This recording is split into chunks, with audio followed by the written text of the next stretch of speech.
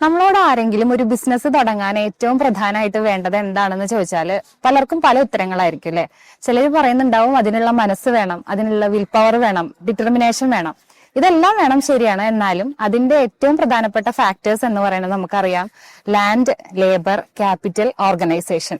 അതിൽ ഞാൻ ഈ ആദ്യം പറഞ്ഞ ലാൻഡ് ഉണ്ടല്ലോ, അങ്ങനെ വളരെ ചെറിയൊരു പീസ് ഓഫ് ലാൻഡിനെ ഇന്ന് ആഗോള തലത്തിൽ തന്നെ ലാൻഡ്മാർക്കാക്കി മാറ്റിയിട്ടുള്ള മെർലിൻസ് ഫാം, പ്രകൃതി ഒളിപ്പിച്ചു വെച്ചിട്ടുള്ള മധുരത്തിന്റെ വെള്ളിമുത്തുകൾ തേടി ഇന്ത്യയിലെ തന്നെ ഏറ്റവും വലിയ മാംഗോസ്റ്റിൻ തോട്ടത്തിലേക്കാണ് ഇന്നത്തെ നമ്മുടെ യാത്ര.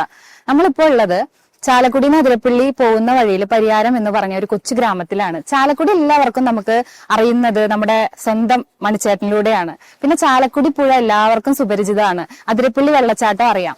പക്ഷെ എങ്ങനെയാണ് ഇവിടെയുള്ള ഒരു പരിയാരം എന്ന് പറഞ്ഞ കൊച്ചു ഗ്രാമം ആഗോള ഭൂപടത്തിൽ തന്നെ ഒരു ഇടം പിടിച്ചത്? എങ്ങനെയാണ് പരിയാരം നമ്മുടെ മാംഗോസ്റ്റിൻ ക്യാപിറ്റൽ ആയിട്ട്, ഇന്ത്യയുടെ മാംഗോസ്റ്റിൻ ക്യാപിറ്റൽ ആയിട്ട് മാറിയത്? അതറിയണമെങ്കിൽ നമുക്ക് കാണാം ഈ ഒരു മെർലിൻ ഫാമിലെ കാഴ്ചകൾ. ഈ വീഡിയോ വളരെ ഡീറ്റെയിൽ ആയിട്ട് ക്യാമറയിൽ ഷൂട്ട് ചെയ്യണമെന്ന് വിചാരിച്ചിട്ടാണ് നമ്മൾ അവിടെ ചെന്നത്. പക്ഷെ മഴ കാരണം ക്യാമറ പുറത്തെടുക്കാൻ പറ്റിയില്ല. മഴ മാറാൻ വേണ്ടി നമ്മൾ കുറച്ചു നേരമൊക്കെ വെയിറ്റ് ചെയ്തു. പക്ഷെ ഇനി അങ്ങോട്ട് മഴക്കാലമാണ്. അപ്പോൾ ജൂൺ വരെ മാത്രമേ മാംഗോസ്റ്റിന്റെ സീസൺ ഉള്ളൂ. നല്ലൊരു കണ്ടന്റ് നഷ്ടപ്പെടണ്ടെന്ന് വിചാരിച്ചിട്ട് പറ്റുന്ന പോലെ നമ്മൾ മൊബൈലിൽ എടുത്തിട്ടാണ് വീഡിയോ ചെയ്യണത്. ശരിക്കും പറഞ്ഞാൽ ഫ്രൂട്ട്സിന്റെ രാജ്ഞിയാണ് മാംഗോസ്റ്റിൻ. അത് ഇഷ്ടമല്ലാത്തവരാരും ഉണ്ടാവില്ല. പക്ഷെ ഈ ഒരു പഴം നമ്മുടെ നാട്ടിൽ ഇത്രയും വലിയ രീതിയിൽ കൃഷി ചെയ്ത് വിജയിപ്പിച്ച ഒരു കുടുംബത്തിന്റെ കഥ. ലക്ഷക്കണക്കിന് രൂപ വരുമാനം നേടുന്ന ഗൾഫ് രാജ്യങ്ങളിലേക്ക് വരെ ഇന്ന് മാംഗോസ്റ്റിൻ കയറ്റി അയക്കുന്ന ഒരു ഫാമിലിയുടെ വിശേഷങ്ങളാണ്. ഈ കാണുന്ന തോട്ടത്തിന് പുറകില് നൂറ്റാണ്ടിലധികം പഴക്കമുള്ള വലിയൊരു ചരിത്രമുണ്ട്. ഏകദേശം 140 വർഷങ്ങൾക്ക് മുമ്പ് മെർലിന്റെ ചേട്ടന്റെ മുത്തശ്ശനായ ജേക്കബ് മൂത്തേടൻ മലേഷ്യയിൽ നിന്നും കൊണ്ടുവന്ന കുറച്ച് വിത്തുകളിൽ നിന്നാണ് ഈ ഫാമിന്റെ തുടക്കം. 35 വർഷങ്ങൾക്ക് മുമ്പ് ഫാമിലെ തെങ്ങുകൾക്കെല്ലാം രോഗം വന്ന് നശിച്ചപ്പോൾ ഈ മെർലിൻ ചേട്ടൻ തന്റെ പറമ്പിലെ പഴയ മാങ്കോസ്റ്റിൻ മരങ്ങളെ കുറിച്ച് ചിന്തിക്കുകയും ഇത് വലിയ രീതിയിൽ കൃഷി ചെയ്യാൻ തീരുമാനിക്കുകയായിരുന്നു. അന്ന് ഏകദേശം 6 ഏക്കറോളം വരുന്ന ഈ വലിയ ഭൂമിയിൽ 1000-ലധികം മാങ്കോസ്റ്റിൻ മരങ്ങളാണ് തഴച്ച് വളരുന്നത്. ഇതിൽ 7 വർഷം പ്രായമുള്ള ചെറിയ തൈകൾ മുതൽ 140 വർഷം പഴക്കമുള്ള മുത്തശ്ശി മരങ്ങൾ വരെയുണ്ട്. പിന്നെ മാംഗോസ്റ്റിൻ പറിക്കുമ്പോഴും അത് വളരെ ശ്രദ്ധിച്ച് ചെയ്യേണ്ട കാര്യമാണ്. കാരണം എന്താ വെച്ചാൽ നമ്മൾ ഫസ്റ്റ് ക്വാളിറ്റി എപ്പോഴും നിലനിർത്തണം എന്നുണ്ടെങ്കിൽ അത് താഴെ വീഴാൻ പാടില്ല. അപ്പോൾ ഓരോ പഴങ്ങളും താഴെ വീഴാതെ പറിച്ചെടുക്കുന്നതിലും അതിൻ്റെതായിട്ടുള്ള ബുദ്ധിമുട്ടുകളുണ്ട് കേട്ടോ. മാംഗോസ്റ്റിൻ കൃഷിയുടെ ഏറ്റവും വലിയ പ്രത്യേകത എന്താണെന്ന് അറിയോ?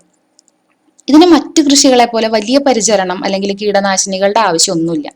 പ്രകൃതിദത്തമായി തന്നെ രോഗങ്ങളെ പ്രതിരോധിക്കാൻ ഈ മരങ്ങൾക്ക് കഴിവുണ്ട്. മെർലിൻ ചേട്ടനും മക്കളായ മിഥുനും മനുവും പൂർണ്ണമായിട്ടും ജൈവ രീതിയിലാണ് ഇവിടെ കൃഷി ചെയ്യുന്നത്. ചാണകപ്പൊടി, എല്ലുപൊടിയൊക്കെ മാത്രമാണ് വളമായിട്ട് ഉപയോഗിക്കുന്നത്. മറ്റൊരു പ്രധാനപ്പെട്ട കാര്യം, മാംഗോസ്റ്റിൻ ഗ്രാഫ്റ്റ് ചെയ്ത് നടുന്നതിനേക്കാൾ വിത്ത് മുളപ്പിച്ച് നടുന്നതാണ് നല്ലത്. ഗ്രാഫ്റ്റ് ചെയ്ത മരങ്ങൾ 15 വർഷത്തിൽ കൂടുതൽ നിൽക്കില്ല.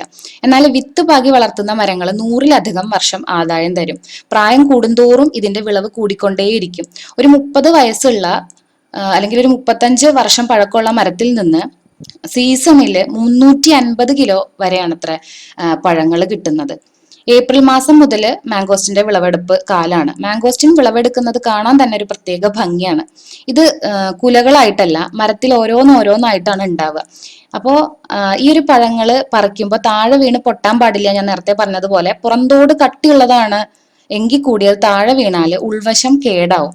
അപ്പൊ അത്രയും പരിചയസമ്പന്നരായ തൊഴിലാളികൾ ഇതിനാവശ്യമാണ്.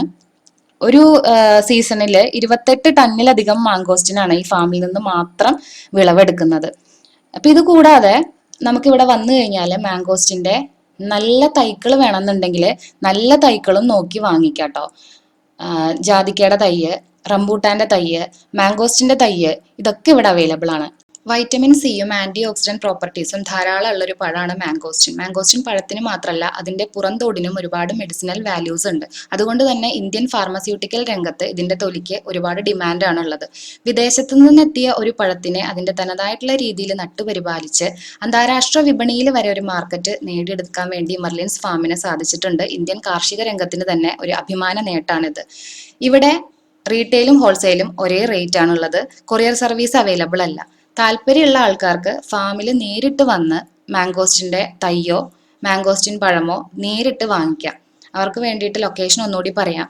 നമ്മൾ ചാലക്കുടി അതിരപ്പള്ളി റൂട്ടില് പരിയാരം എന്ന് പറഞ്ഞ സ്ഥലത്താണ് ഈ ഫാം ഉള്ളത്. പരിയാരം പള്ളിയാണ് നമുക്കൊരു ലാൻഡ്മാർക്കായിട്ട് പറയാൻ വേണ്ടി പറ്റുക. താല്പര്യമുള്ളവർ വരിക. പുതിയ വീഡിയോ ആയിട്ട് വീണ്ടും കാണാം.